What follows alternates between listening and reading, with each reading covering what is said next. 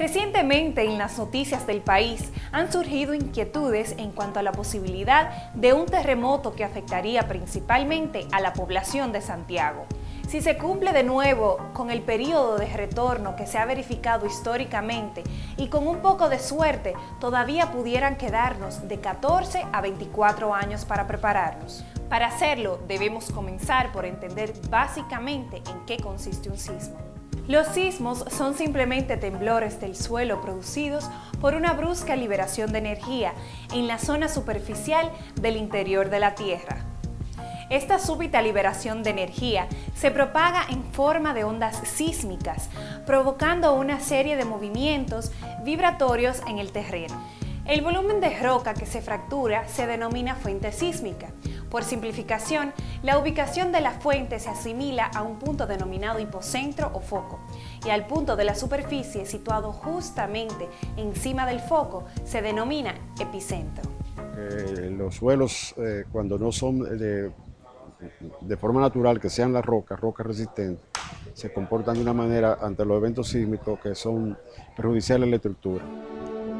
¿Qué? Pinchamos. ¿En serio? Sí. ¡Terremoto!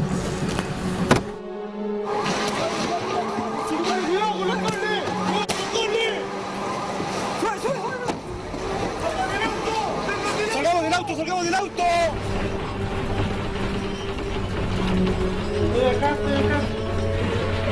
Tranquila, va a pasar. Va a pasar.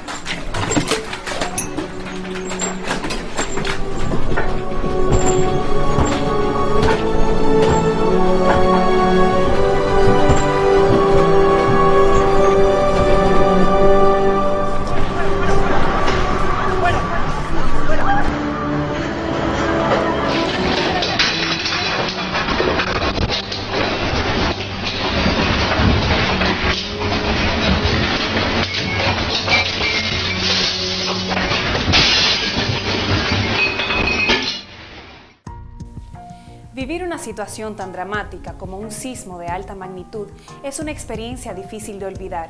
Los daños que este puede producir en la vida de los involucrados pueden ir desde la pérdida de sus bienes materiales hasta la de sus seres más queridos.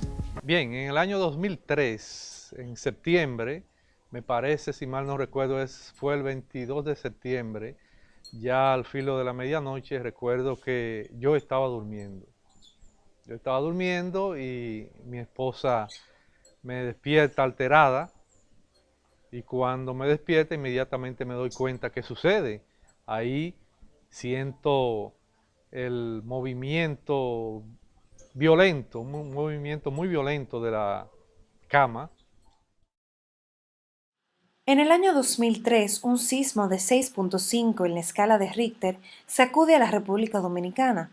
Tuvo su epicentro en la cordillera septentrional, en la zona norte del país, cerca de las ciudades de Puerto Plata y Santiago, donde se registraron los mayores daños. Ya en la vida no solo de nosotros como familia, sino del santiaguero en sentido general, desde que sentía un pequeño temblorcito, inmediatamente salía a las calles. El 12 de enero del 2010 ocurre el terremoto de Haití, con epicentro a 15 kilómetros de Puerto Príncipe. Con una magnitud de 7.0 grados, se registraron una serie de réplicas, siendo las más fuertes de 5.9, 5.5 y 5.1 grados. Fallecieron alrededor de 316.000 personas, 350.000 más quedaron heridas y más de 1.5 millones de personas se quedaron sin hogar.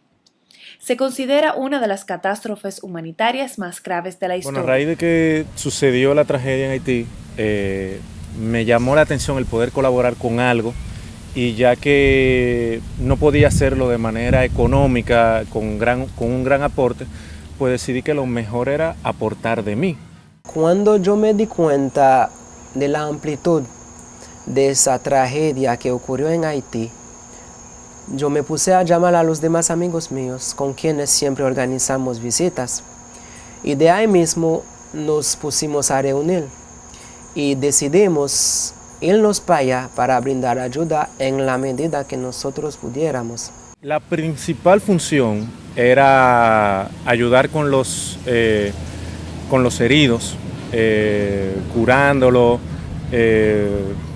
diría, tratando de ayudar al cuerpo médico que se encontraba allá. El cambio más impactante que se puede resaltar después de este terremoto fue en la percepción que la gente de Puerto Príncipe tiene de la vida ahora. En una escuela donde estábamos, vimos a un señor que llegó pidiendo ayuda a un equipo de rescate que llegó de México. Entonces, y uno le preguntó, dime, ¿qué de tu familia? Y él dice, nada más me quedé yo. Y le dije, ¿qué pasó? Él dijo, murió mi esposa y mis 2 niños. Y tú estás así, pero la vida no es nada. Según los expertos, Santiago califica geológicamente en todas las condiciones que determinan la aparición de una catástrofe sísmica, además de poseer algunas características propias de su estructura que la colocan en mayor riesgo. Estas son el subsuelo, las edificaciones y la poca capacidad de los organismos de rescate. Conozcamos un poco más al respecto. El suelo tiene mucho que ver con el comportamiento sísmico de una edificación, no importa la que sea. O sea, ¿qué pasa? El suelo, por ejemplo, en la zona de Santiago, que tenemos un suelo arcilloso, no es lo mismo un suelo arcilloso en el comportamiento sísmico que un suelo rocoso. O sea, las ondas sísmicas se expanden con mucho más rapidez, ¿sabes?, en un suelo arcilloso como el nuestro, por ejemplo en Santiago, que un suelo rocoso. Como tenemos algunas zonas, por ejemplo en la parte sur del país, tenemos algunos suelos rocosos bastante que tienen un comportamiento muy bueno en cuanto a comportamiento sísmico. En la ciudad de Santiago existen una serie de infraestructuras que se encuentran en mayor riesgo sísmico tomando en cuenta su ubicación y proceso de construcción. Una de estas es el Hospital José María Cabral Ibáez, institución que brinda servicios de atención médica a un gran porcentaje de la población del país. En México y al menos 2 con una estructura similar en Estados Unidos de América. El Hospital de México colapsó, pero debemos tomar en cuenta la magnitud de la sacudida que hubo en México y que no solo el hospital, hubo otro tipo de estructuras a quienes se presuponían más modernas, con menos calidad, cantidad de riesgo, y se fueron a pique, de manera que estamos en riesgo. Y conociendo que estamos en riesgo, no nos asalta más ni menos temor que el que asalta a cualquier santiaguero. Lo importante sería sembrar una conciencia del valor que significa que esa estructura esté hecha con plano ejecutivo de una manera hecha por un profesional. Es como si usted va a un centro de salud, tiene que atenderlo un médico, tiene que inclusive ir donde un especialista. Asimismo tenemos nuestra profesión especialista de suelo, especialista de hacer la estructura, de diseñar la estructura y especialista en construir. Tomando en cuenta las condiciones particulares que tiene la ciudad de Santiago en relación al comportamiento sísmico, surge la interrogante de qué tan preparada está la ciudad y sus instituciones públicas y privadas para afrontar un posible sismo de alta magnitud. Santiago, estamos preparados, pero hay que seguir preparándonos más. Los terremotos son impredecibles, no avisan, no sabemos cuándo va a ocurrir un terremoto. Lo único que tenemos que aprender es que debemos saber qué hacer antes de que esto ocurra, durante esté ocurriendo y después del sismo. Las instituciones de formación académica como los colegios y universidades cumplen un rol fundamental en la educación de la población para los casos de emergencia. La mayoría de los colegios y escuelas ya han empezado a realizar simulacros y planes de emergencia para enseñar a los más pequeños. Según las informaciones recibidas por miembros de la Brigada de Emergencia de la Pontificia Universidad Católica Madre y Maestra, en caso de un sismo los estudiantes tienen acceso a las salidas de emergencia que están ubicadas y debidamente señaladas en distintos puntos del campus. Es cierto que los sismos son impredecibles, sin embargo, existen una serie de medidas a tomar que podrían atenuar las consecuencias de estos. Les presentamos a continuación un manual instructivo que ayudará a saber qué debemos hacer antes, durante y después de estos.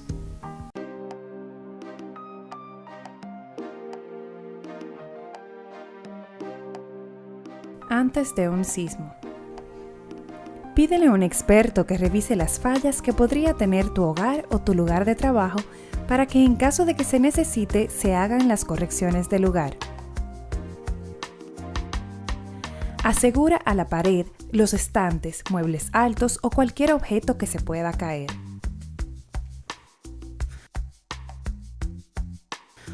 Conoce las salidas de emergencia y planea rutas de evacuación para estar seguro que no haya nada que obstaculice el camino a la hora de salir. Mantenga en un lugar accesible un radio portátil, una linterna, un botiquín y un pito.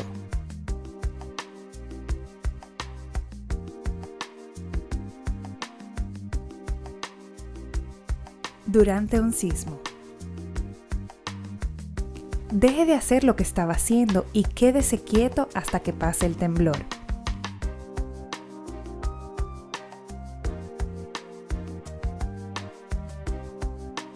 En caso de que tenga que salir del lugar en el que se encuentra, recuerde usar las escaleras. Si no puede salir de donde está, puede aplicar la técnica del triángulo de vida por si acaso vuelve a temblar. Aléjese de cualquier objeto peligroso o que se pueda romper, como ventanas, vitrinas y espejos. Vaya a la zona previamente acordada con su familia para asegurarse de que los suyos se encuentran a salvo. Después de un sismo. Si huele a gas o puede ver humo o fuego, cierre las vías de gas y desconecte los aparatos eléctricos.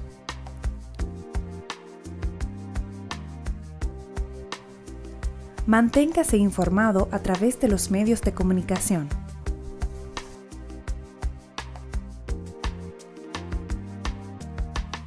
Consuma alimentos enlatados o que no hayan estado en contacto con alguna sustancia contaminante o vidrios.